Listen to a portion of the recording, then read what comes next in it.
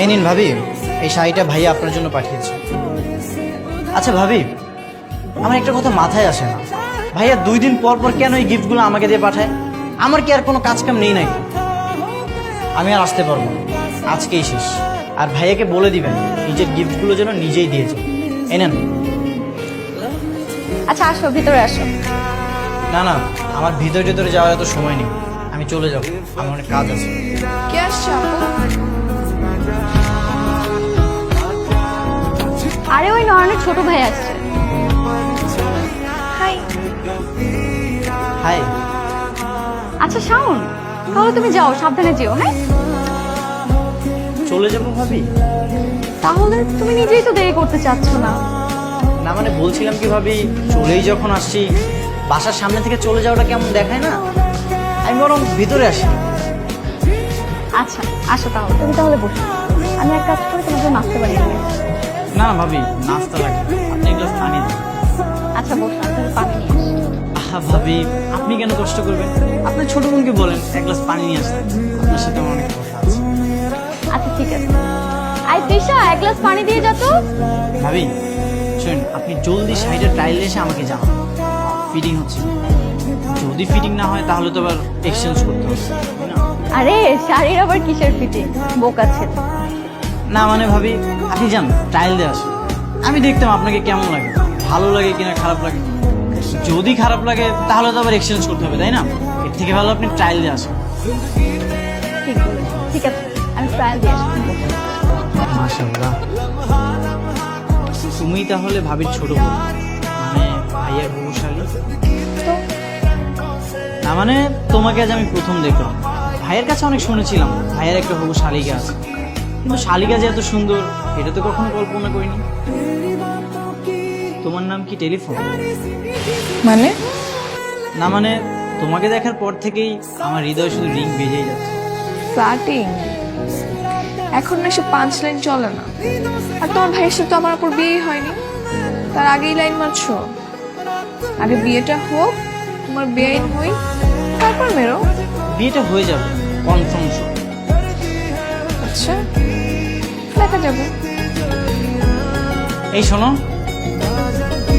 তৃষা নামের অর্থ জানো? না কেন? হৃদয় হরণকারী নারী। তুমি সবসময় আমার তাকিয়ে থাকো কেন? তোমার মাথায় কি সিংহ জিয়েছে? সিংহ যায়নি, তবে তোমার চোখে জাদু আছে, কেন জানি ম্যাগনেটের মতো লক হয়ে যায়। আবার ফ্লার্টিং? ফ্লার্টিং করতেছি না, সত্যি বলতেছি। বুঝতে পেরেছি। তৃষা, পৃথিবীর সবচেয়ে সুন্দর জিনিস দেখতে চাও? কি? তাহলে আমার চোখে রাখো, অ্যান্সারটা পেয়ে যাবে।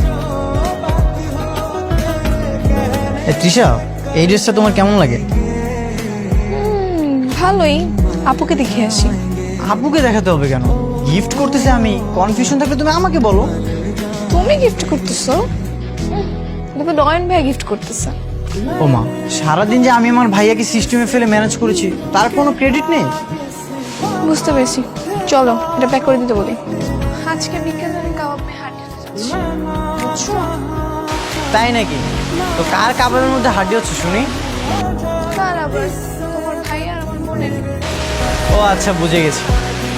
কিন্তু বাইরে তো অনেক বৃষ্টি হচ্ছে, এই বৃষ্টি হতো কাবাব আর হাড্ডি দুইটাই ভিজে যাবে।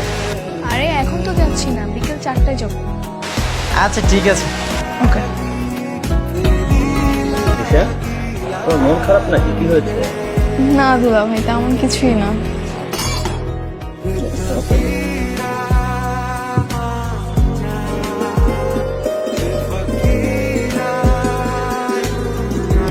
আচ্ছা আপু, তোমরা তাহলে একটু মানে প্রেম করো, আমি একটু বাড়ি থেকে হাওয়া খেয়ে আসি। বাইরে একা একা কি করবি? এখানেই বসো আমাদের সাথে। দুলা ভাই একটু প্রেম টেম করেন, দুজন রোমান্টিক কথা বলেন। আপনাদের মাঝখানে আমি কাবাবের হাড্ডি হয়ে কি করবো বলেন? আমি একটু বাড়ি থেকে হেঁটে আসি। কেমন আছো? ভালো। তুমি এখানে? তুমি একা একা কাবাব মে হাড্ডি হতে আসছো, তাই ভাবলাম আমি একটু মাংস হতে আসি। ছি, কি বিচ্ছিরি পাঞ্চ লাইন। কেন, আমি আসায় তুমি খুশি হওনি? অনেক। আচ্ছা তুমি আমাকে প্রপোজ করতেছো না কেন?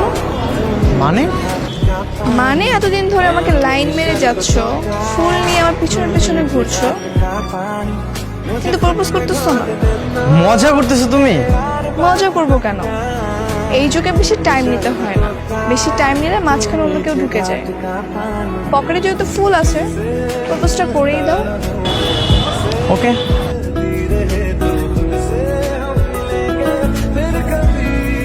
I love you. থ্যাঙ্কস। শুধু থ্যাংক ইউ? আমি কিন্তু আমার অ্যান্সারটা পাইনি। এই যুগে আবার অ্যান্সার লাগে? চোখের দিকে তাকালেই তো সব উত্তর পাওয়া যায়।